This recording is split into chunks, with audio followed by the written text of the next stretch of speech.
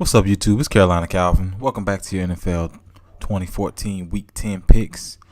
Week 9, I went 8-5. Um, they was still a solid week. There were some games that could have went either way. For instance, the Denver New England game. Both teams have been playing really well, so you couldn't honestly go wrong with either pick. Obviously, New England won. I picked Denver.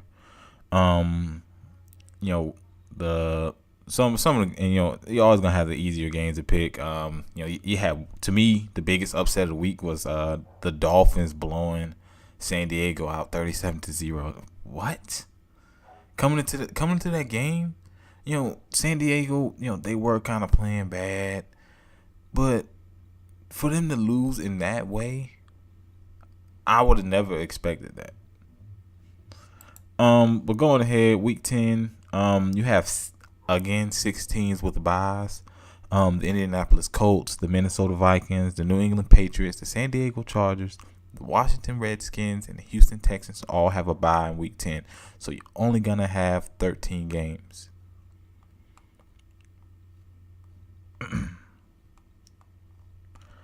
And as you well know, they're the only teams. One of the games have actually already come on.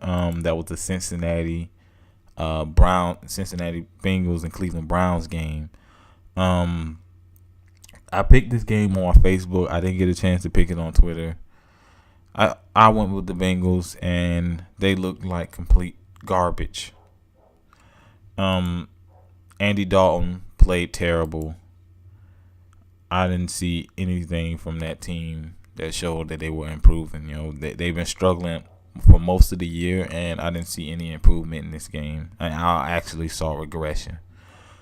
So I'm already starting off the week 0-1. Sunday, 1 o'clock game. Kansas City Chiefs had the Buffalo to play the Bills. I'm gonna go with the Chiefs to win. Although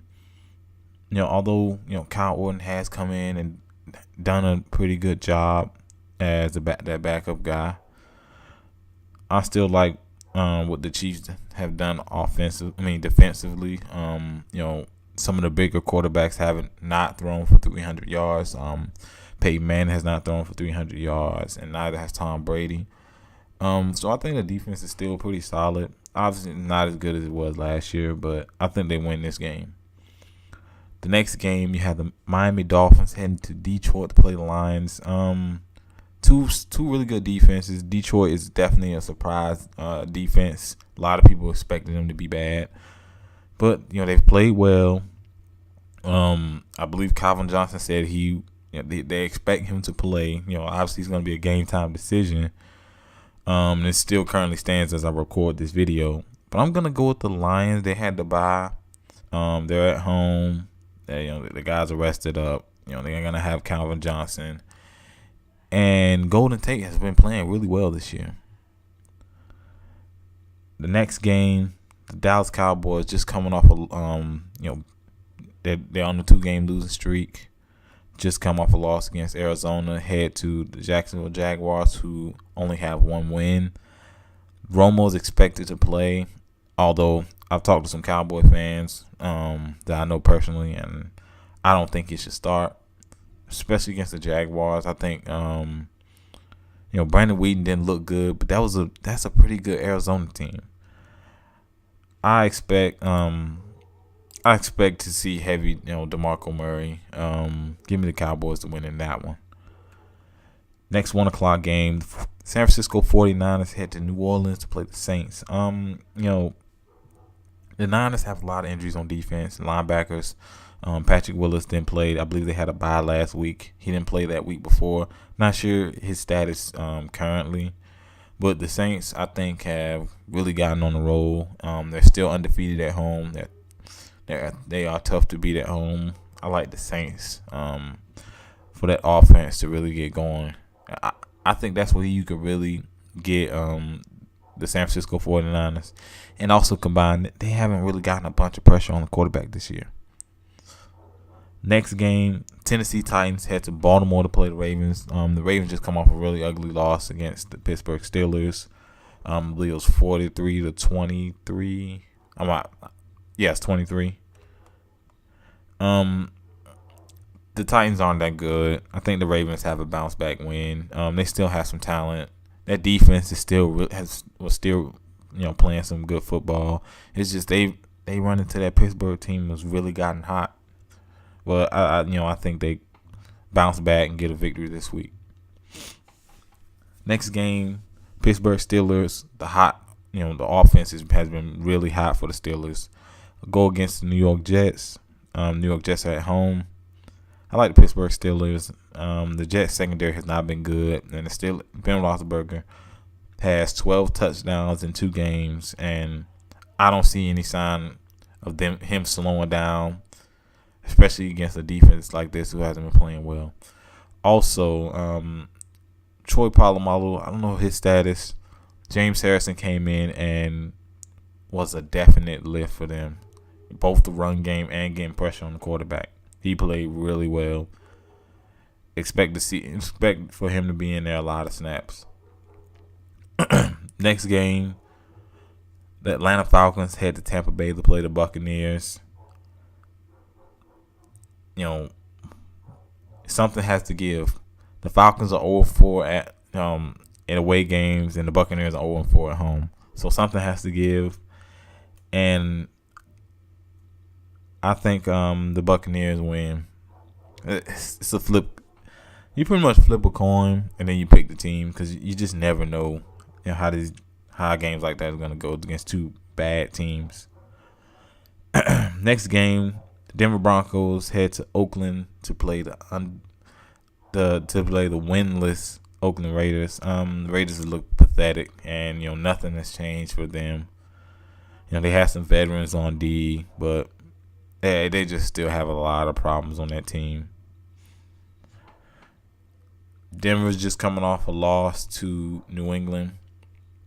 They actually got beat down pretty good, but I still like Denver. Oakland's just not a good team. Peyton Manning's gonna have a bounce back week, of course. And that game was the first of the 4:00 game. The next game, the St. Louis Rams head to Arizona to play the Cardinals. One thing you can't say about the Rams is they played a division tough. The